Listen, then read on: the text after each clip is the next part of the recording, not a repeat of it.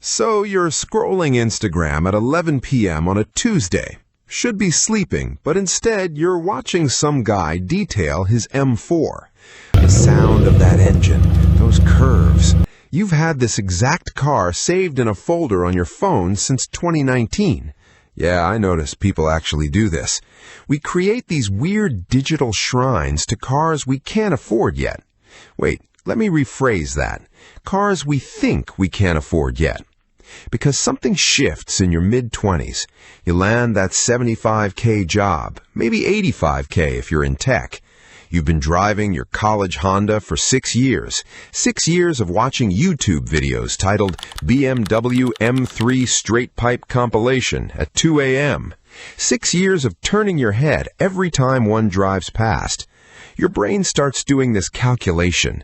Monthly payment divided by 30 days equals, what, like $40 a day? You spend that on lunch sometimes. This logic makes perfect sense at midnight.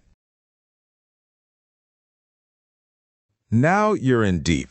You join forums, Reddit becomes your second home, r/BMW, r/cars, r/what car should I buy? You're reading 47-page threads about whether the 2018 model is more reliable than the 2019. Someone named M3 Steve PDX is explaining why you absolutely need the competition package. You don't even know what that means yet, but you're taking notes. Here's where it gets interesting. I found this statistic from Experian's Q2 2023 report that the average monthly payment for a new car hit $733. For used, $525. You look at those numbers and think, that's doable. Actually, let's go back a second. You think it's doable based on your current rent, your current girlfriend who doesn't care that you spend Saturdays at Cars and Coffee, your current lack of responsibilities beyond yourself. You're building spreadsheets now, color-coded tabs, insurance quotes from 7 different companies. You called Geico on a Thursday afternoon, March 16th, 2023 to be exact, because I remember checking my own quote around that time. And when they said $340 a month, you nearly choked. But then you called Progressive, $280. See, you can make this work. The research phase is dangerous because you're not researching whether you should buy it. You're researching how to justify what you've already decided. Level 3. The justification game. This is the level where your brain becomes a lawyer. It's an investment, you tell yourself. Classic cars appreciate, right? You saw that article from Haggerty, published January 2023, about how certain BMW M cars are holding value. Never mind that it said certain and long-term, and you're looking at a 2017 with 32,000 miles. You start listing reasons. You work hard, true. Life is short, also true. Your friend Dave bought a Porsche, irrelevant, but somehow relevant. Gas mileage isn't that bad, lie. You'll keep it forever, bigger lie. Here's my hot take on this phase. We don't buy dream cars because we can afford them. We buy them because we're trying to prove something to our 17-year-old selves. That kid who watched Fast and Furious 7 times and promised someday. You're not buying a car. You're buying closure on a teenage fantasy. Plus, you're 25. Your friends are getting engaged, buying houses, talking about IRAs. You panic. Not everyone moves at the same speed, but it feels like everyone's doing adult things and you haven't done your thing yet. This car becomes that thing. Your parents don't help. Are you sure? Your mom asks, which obviously means you have to buy it now to prove you're independent. Classic.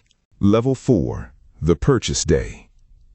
It's a Saturday, May 13th, 2023. Sunny. You remember the weather when you make big mistakes. The dealer is in the next city over. You drove 2 hours because this specific one has the right color, the right package, the right mileage. The salesman's name is Marcus. He's good, real good. Doesn't pressure you because he can smell that you're already sold. Want to take it for a drive? Do you want to take it for a drive? Is he serious right now? You slide into that seat and everything feels right. The steering wheel, the seat bolts, the way the engine sounds when you push the start button. This isn't a car, it's a statement. You're doing 80 on the highway, totally legal, officer, and grinning like an idiot. Back at the dealership, you're signing papers. So many papers. The finance guy is explaining gap insurance, extended warranties, paint protection. You're nodding but not really listening because in your mind, you're already posting photos to Instagram. $68,000, $12,000 down, $872 a month for 72 months. Wait, let's look at that again. 72 months. That's 6 years. You'll be 31 when this is paid off. But you're not thinking about 31-year-old you. That person doesn't exist yet. That person is theoretical. Present you is driving off the lot with the windows down and your playlist on blast. Level 5, the honeymoon period.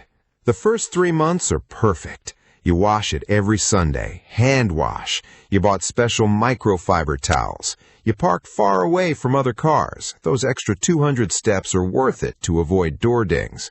You take the long way home from work just to drive it more. Your Instagram engagement is up 340%. People you haven't talked to since high school are commenting, "Sick ride, bro." You feel seen, validated. You made it.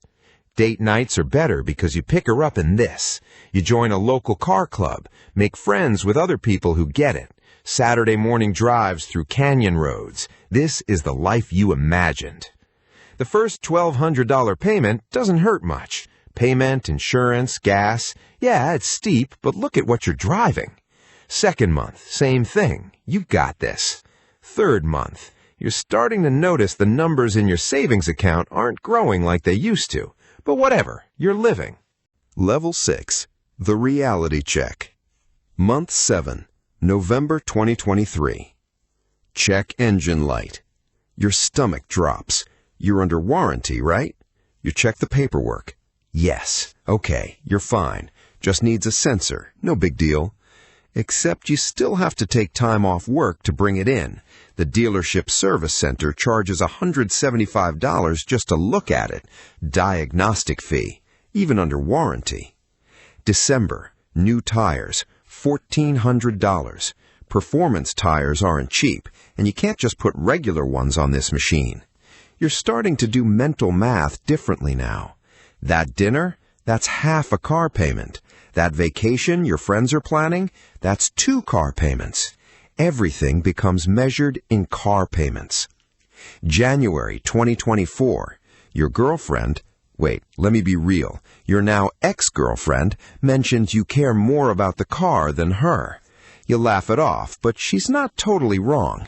You did cancel plans once because it was raining and you didn't want to drive it in bad weather.